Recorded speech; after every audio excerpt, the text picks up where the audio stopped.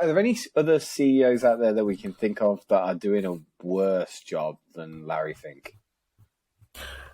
Steve sent me to go and look at or think of CEOs that I thought might be under pressure in their jobs. I'm always a little bit uneasy on this kind of thing, right? In that I dislike the idea of calling for anyone's job here. I wouldn't like someone to start calling for mine particularly, so I'm wary about doing it for them. But in terms of people who I thought might likely be in trouble, whether or not I thought they ought to be, two came to mind. The first was a guy called Amadeo Felisa. Don't know if either of you know who he's the CEO of. Nope. He's in charge at Aston Martin, and the main reason I think his job might be under danger is they appear to have installed a revolving door around the kind of CEO's office there.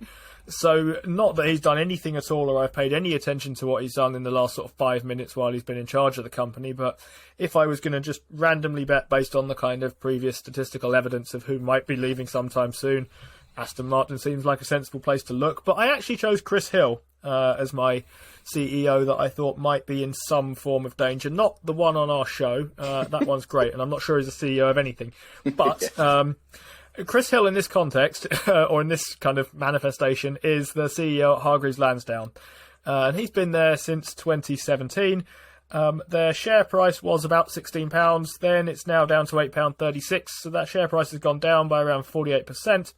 Revenue has grown by about 8% on average, but it's slipped back by about the same amount in the last year. Operating income since 2017 is up by just under 1%. EPS was 45p a share in 2017. Steve, any idea what it is now? Not that. No, it's not that. You're close, though. Go on. It's 46p a share now. And more generally, things appear to be going in the wrong direction for Hargreaves, and I think this is quite a difficult ship to turn around here. So when you think about their competition, it's mainly free brokerages, and it's quite hard for them to, I think, switch and pivot their business because their main kind of revenue comes from effectively just pinging customers for a little bit of their account each time, and they generally don't mind. They tend to stick around for quite a long time, and you charge them gradually as you go along, and historically that's worked quite well.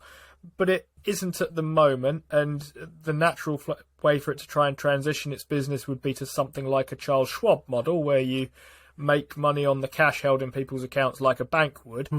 But that needs quite a lot of cash to do, and it's not an easy switch. And I think it's based on what Damien was telling us actually a few weeks ago on the show about Hargreaves Lansdown and what he knows about that company. It looks like quite a hard thing to sort of move from here. So that's a CEO who I would be, I suppose, a bit fearful for based on track record of share price, the underlying business, and it looks like they're in a little bit of a state at the moment. It feels a bit Bob Swan at Intel to me. It looks like, I mean, you could use the same argument at the moment. The revenue's down because of the outflows of investors at the moment, but it is a little bit more than that, isn't it? It's very much more than that. The Hargreaves Lansdown business model appears to be based on the idea that because older, richer people have had money in there for so long, they're going to keep it in there, and ultimately they're going the way it's barely even called sticky.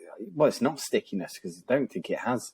It isn't a particularly sticky product. It's quite easy to switch to another investment account these days, but it's the lack of education, dare I say, or just keeping their customers in this one box where it doesn't. They just don't seem to know any different elsewhere. But once they do, and once they gradually wake up to the lower commission options like Vanguard and Charles Schwab, like you say, there's going to be more opening up. And you would have thought a good CEO who's on top of it would create more than just a crap app to try and keep people there. It's worse than that, though, isn't it? Because they're basically trading on this notion of strength. We've been here a long time. Look at us, we're really strong. We're in the FTSE 100 and occasionally FTSE 250. We're doing really well. We have the biggest assets under management. By the way, look at this rich conservative donor chairman we have.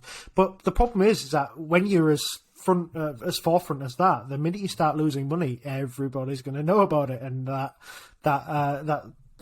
strength that you market yourself on disappears rather rapidly. Now, I think Hargreaves should be straight onto free trade and buying free trade, because I think that gives them at least the very basic technology that they can build a new platform on. Because from my understanding, Hargreaves Lansdown's technology is a mishmash of systems that's all sort of like sellotaped together, and that's why their charges are so high, is because they can't physically reduce them, because the technology is so old and rubbish and the connections are so bad that, you know, it literally costs them a certain amount to deal.